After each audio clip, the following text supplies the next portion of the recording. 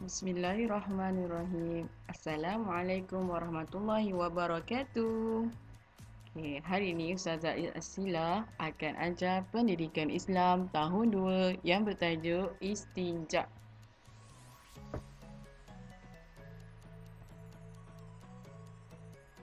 Objektif pembelajaran pada hari ini ialah murid dapat menyenaraikan alat-alat beristinja selain daripada air. Yang kedua, murid dapat menerangkan syarat-syarat beristinja selain daripada air.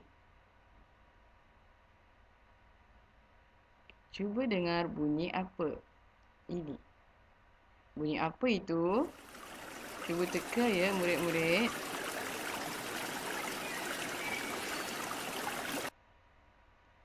Ya, itu adalah bunyi air.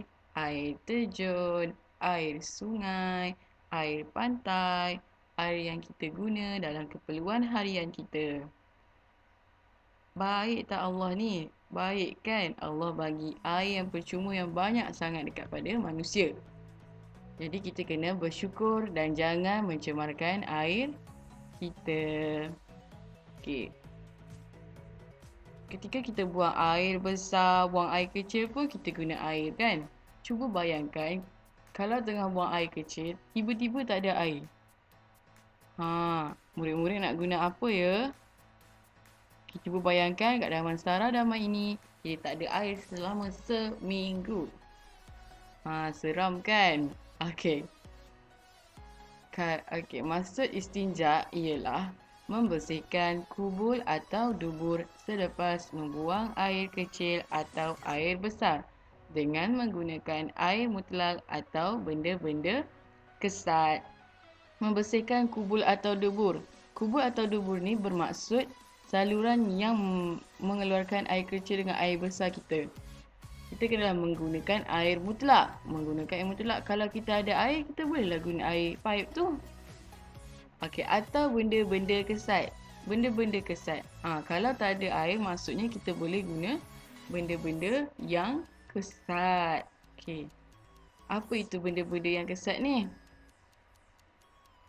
Berikut adalah alat-alat untuk beristinja selain air. Kita ada 6 alat. Okey, murid-murid boleh rujuk buku teks muka surat 74. 74. Okey, antara alat-alatnya ialah yang pertama, kain. Tengok kain yang bergulung tu. Kita boleh guna kain untuk beristinja daripada air kecil dan air besar. Yang kedua, gambar surat khabar tu, kertas. Kita boleh juga menggunakan kertas. Yang ketiga, batu. Batu, awak janganlah cari batu yang tajam tu. Sakit nanti.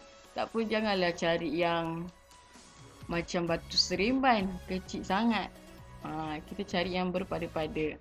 Okey, yang keempat adalah tisu. Okey, yang ini adalah alat yang biasa digunakan di luar negara sana. Orang selalu dia guna tisu je. Kat Malaysia ni pun kadang dekat shopping mall dia sediakan tisu je. Dia tak bagi air pipe tu. Okey, sebenarnya boleh juga guna tisu. Kita kesat elok-elok, okey? Okey, yang kelima adalah daun kering. Kita gunakan daun kering, bukan daun hijau tu. Daun kering warna macam tu, nampak tu. Warna oren-oren dan dia kering dan dia permukaan dia kesat. Yang keenam adalah kulit kayu.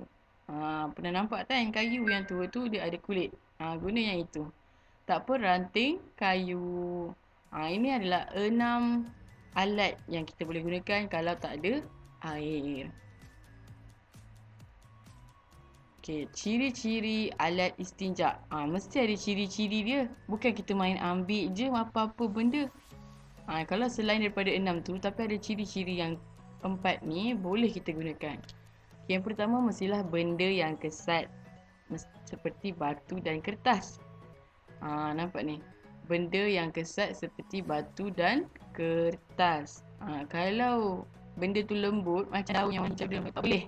Dia tak akan menyucikan. Yang kedua adalah benda dimuliakan. Seperti makanan. Janganlah awak ambil makanan burger awak tu, roti burger, awak pergi berstinja. Tak boleh. Sebab itu adalah benda yang dimuliakan. Itu adalah rezeki untuk kita makan, bukan untuk kita beristinja. Yang ketiga adalah bersih dan suci. Bukan benda kotor seperti najis dan darah. Jangan awak ambil, kalau tak ada air, awak pergi ambil darah. Sebab dia sama kan, cecair. Tak boleh, sebab darah tu adalah najis. Okay, ciri-ciri dia mestilah bersih dan suci. Okay, yang keempat adalah boleh menghilangkan najis. Bukan benda yang licin seperti plastik dan kaca. Kang awak ambil plastik, segera cucilah awak punya air kecil dan besar tu. Kalau kaca, apa jadi kalau awaklah yang luka. Ini adalah 4 perkara. Yang pertama, benda kesat. Yang kedua, bukan benda dimuliakan. Yang ketiga, bersih dan suci. Yang keempat, boleh menghilangkan najis. Semua perkara ini boleh tengok dalam rujuk buku teks muka surat 75. Buku teks muka surat 75. Seterusnya, kita bergerak kepada syarat-syarat beristinja selain air. Okay, apa syarat-syaratnya? Kita mestilah ada syarat-syaratnya. Yang pertama, najis tidak beralih dari tempat asal.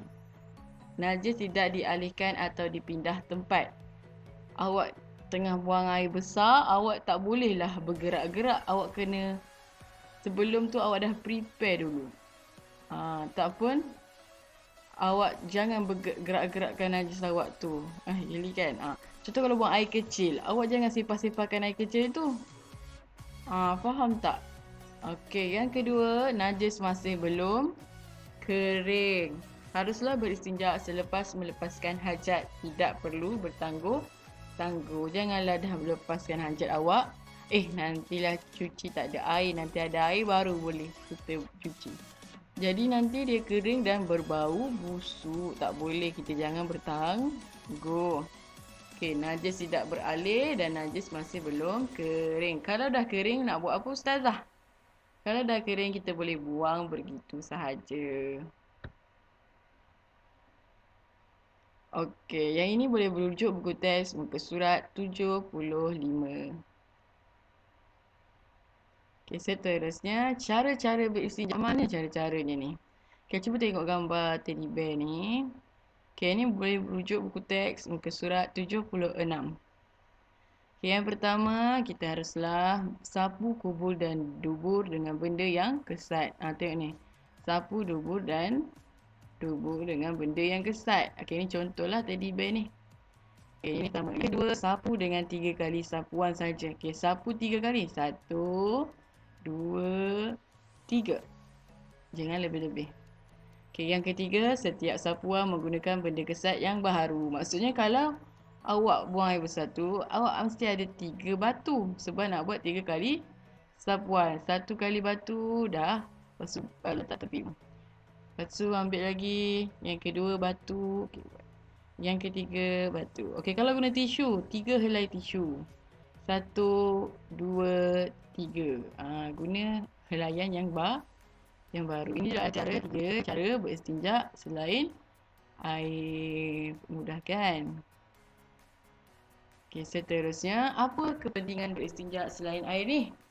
Okey, apa Allah bagi kita kemudahan ni? Beristinja selain daripada air. Yang pertama, mudah didapati. Mudah tak dapat. Semua barang di sekeliling kita, kita boleh je beristinja. Kain, tisu. Yang kedua, sebagai pilihan selain air. Pilihan kepada kita untuk gunakan selain air. Okay, ustazah, kalau ada air tapi saya nak gunakan tisu boleh? Boleh. Kita boleh gunakan tisu, batu, kain. Kalau ada air pun kita boleh gunakan. Tetapi lebih afdal kita gunakan air. Sebab air lebih menyucikan. Faham? Okay, yang ni boleh rujuk muka surat 76. Okay, kita dah habis belajar tajuk istinja. Sekarang waktu untuk latihan pengukuhan. Murid-murid buat buku aktiviti Pendidikan Islam tahun 2 muka surat 73 hingga 75. Okay, untuk arahan, Muka surat 73, murid-murid sesuaikan gambar dengan perkataan yang sesuai. Muka surat 74, nomborkan syarat atau ciri alat istinja. Bezakan antara syarat dengan ciri. Syarat kita ada 2. Ciri kita ada 4. Okey, yang 70, muka surat 75, isi tempat kosong dengan jawapan yang betul. Okey, dah buat, boleh hantar kepada ustazah dalam grup Telegram Pendidikan Islam untuk semakan ustazah. Ataupun di Google Classroom.